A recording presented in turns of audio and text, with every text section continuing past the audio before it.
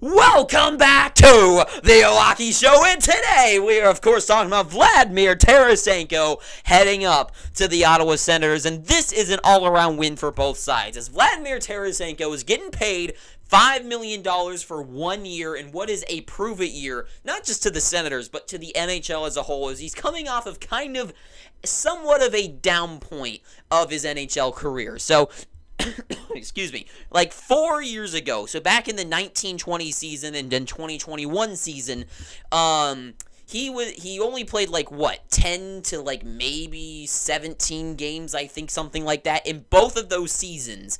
And so he had like no points, right? A lot of injuries going on, not playing a lot of games. Then the year after, so last year in 2021-22, he had an 82-point season over 75 games. So that's pretty good. Going back to the old Tarasenko ways, showing that the injuries didn't mean anything to him. He's back basically full-time for the year with the Blues. But then last year something happened. And it's not just his fault. The Blues sucked. The Blues sucked. They were not the Blues team that we knew them as. And Tarasenko's numbers fell because of that, right? I think he had like 29 points in 38 games, something like that. Like, not that bad, but not the point per game Tarasenko that he was the year before.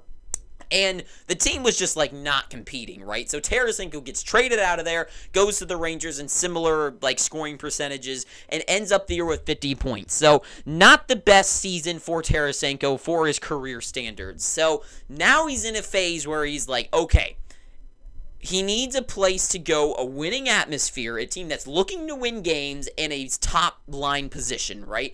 And the Senators have offered him just that. So my question is, does this make them a contending team? So last year, the Senators' biggest issue for, well, two things, is that they were just all around mid with the basic of numbers, right? Goals for and goals against. Goals for last year, they were 18th in the NHL, so below half, and were 259 goals against last year.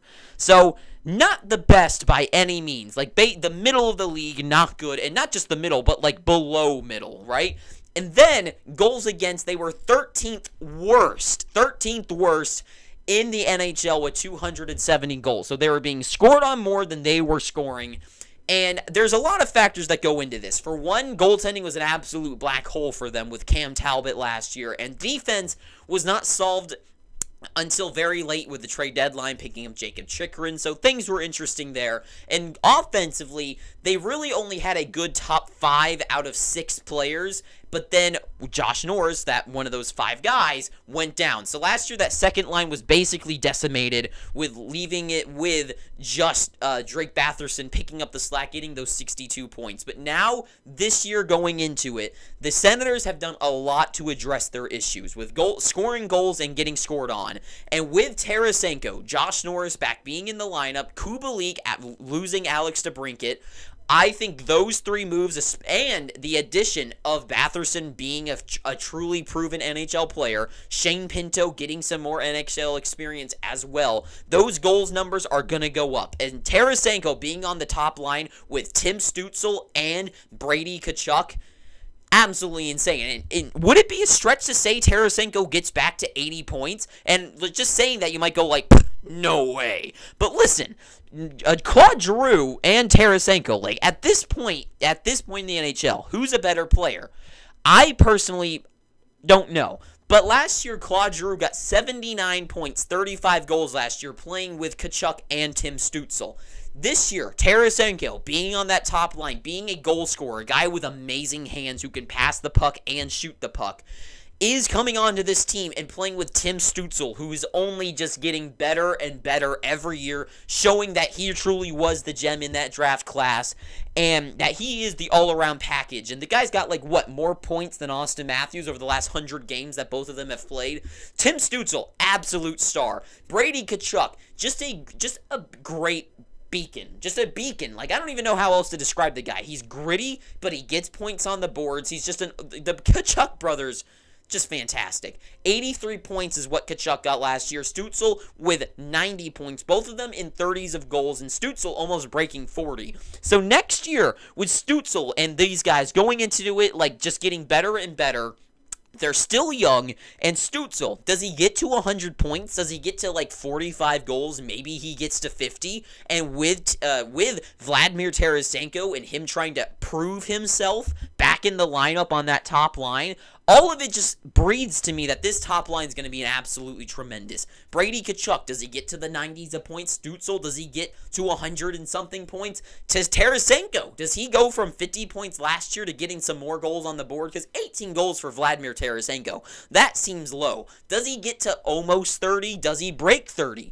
50 points, does he go to 80 points? There's a lot of good things going on there. And not just that, but because of the addition of Tarasenko, that pushes down Claude Drew to the second line. So now you've got Drew, who's just coming off an almost 80-point season, who's just meshing very well with the Senators. Josh Norris will be back in the lineup, and hopefully being in the season the entire year. He will be back in that, adding, like, they had 0 points from him last year. Well, I guess that's a lie. He had 4 points last year, so they'll be getting some more out of him. So just adding his, like, maybe 60 points, maybe even more than that to the second line. And Drake Batherson playing with some better players as well. His 62 is going to go up as well. So all around, the top 6 of the Senators, fantastic. From there, I get interesting.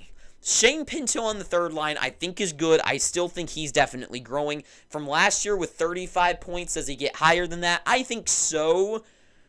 But is it going to be a lot more? I don't know. Like, Pinto rubs me off as a type of guy who's not going to grow. Like, he's not going to break out and get into 60s or anything one year after the other.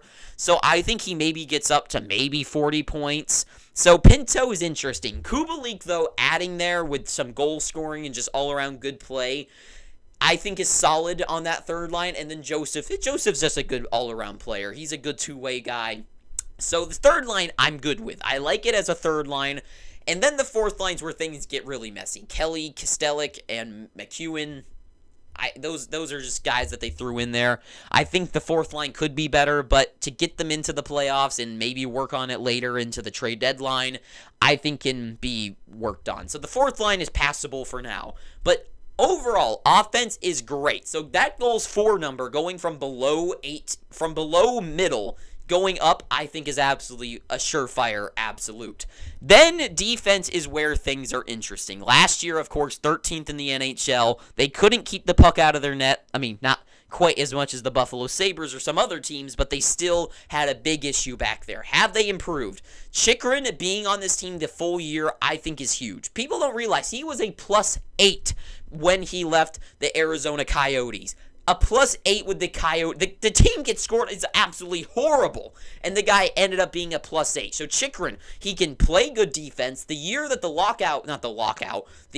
when the bubble year happened and the NHL season was cut short, he actually led the league of defenders in goals for. So Chychrun can get points on the boards, and he can play good defense. And for me, personally, I've watched this guy for a long time. I think he's someone that could definitely, with a change of atmosphere, could be one of the best defensemen in the entire NHL. He still was on the Coyotes, but given a good chance to actually play defense and not just have a miserable team and go out there every single game knowing you have no chance of winning is going to be huge for Chychrun. So Chychrun and Chabot, top line, absolutely huge. Jake Sanderson being, once again, like these young guys that the Senators have, proving that he is an NHL-ready defenseman and growing into that role even more. 32 points last year. He was, however, a minus last year, so that's kind of interesting, but I think that will come with more NHL experience, so maybe he will break into the plus this year.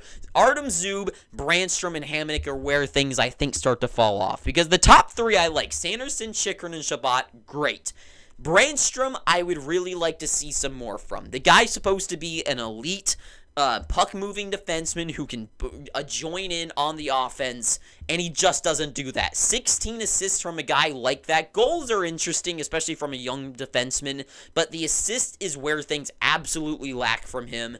So if he can maybe turn things around and just jump out of nowhere like a Michael Bunting or something, that could be huge, but I guess time will only tell. But for Brandstrom, he's someone that I could see them trading away and maybe trying to give away the young defender for a more proven one.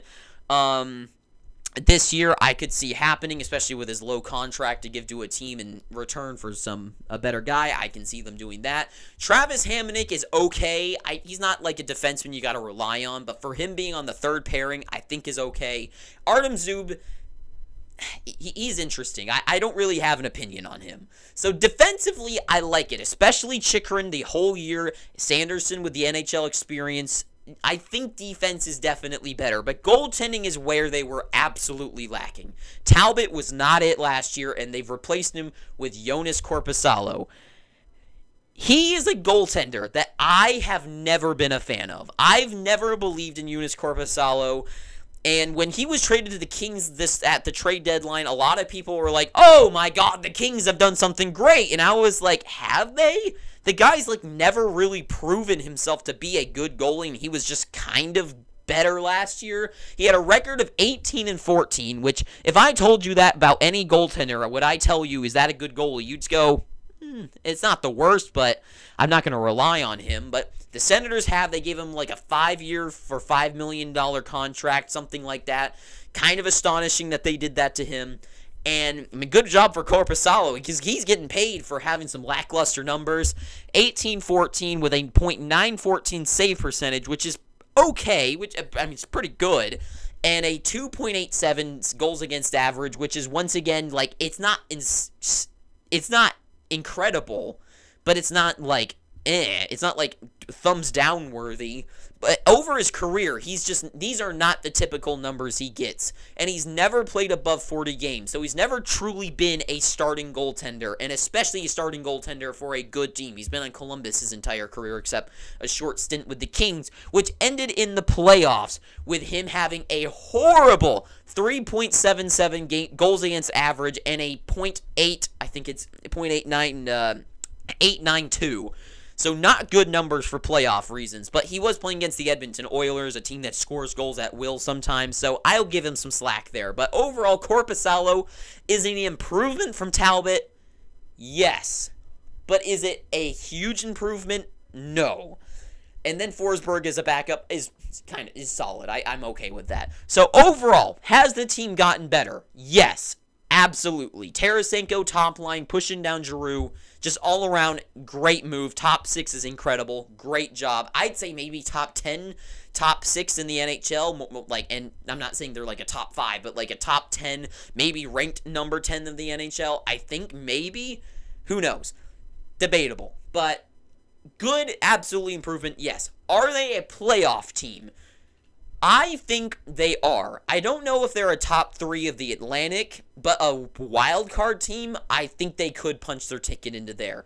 Are they a deep playoff team? No. This team, with questionable goaltending and a not super sturdy bottom 4 defense, I don't think they're a deep playoff team. Because if they make it into the wild card, they're going to be playing up against the Maple Leafs. They'll be playing against the Hurricanes. They'll be playing against the New Jersey Devils, right? Do they get past those teams? I don't think so. I do not think so. And then let's say hypothetically they do. Do they get past the second round where they run into the next team of like the Tampa Bay Lightning, or they run into a team like the Rangers? I don't think so then. And then the stretch of them getting to the third round or maybe the playoffs, I don't see it happening. So playoff worthy, no. But I think it's because they need that slap in the face. The young guys of Tkachuk and, well, I know Tkachuk and Stützle aren't like super young. Well, Stützle is. But anyways, they don't have that playoff experience. They need that punch in the face like the Devils got last year. Like, hey, you're not that good. You're not good enough yet. You need to learn what playoff hockey is and what the mentality is. And I think this is the year where they make it in, they get punched in the face, and then next year's we're like, okay, we know what our issue is. Defensively, we need a better bottom 6. Obviously, teams that win the Stanley Cup have 3 lines of solid defense, and we don't have that. I mean, take a look at the Knights. Take a look at the Tampa Bay Lightning or the Avalanche. What do those 3 teams have in common? Every single defensive pairing they roll out there is stopping pucks. And this team, or if it's like Colorado, they're good in goals.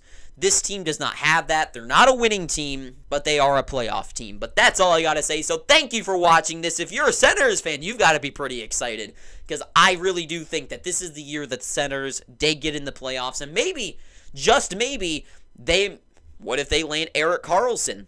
What if they land someone else? I don't know, but questionable things could happen. So, we'll see what happens. But anyways, thank you for watching this. If you made it this far, please, I'm begging you, pick up your free subscription. And until next time, too sweet, have an amazing day, and ta-ta for now.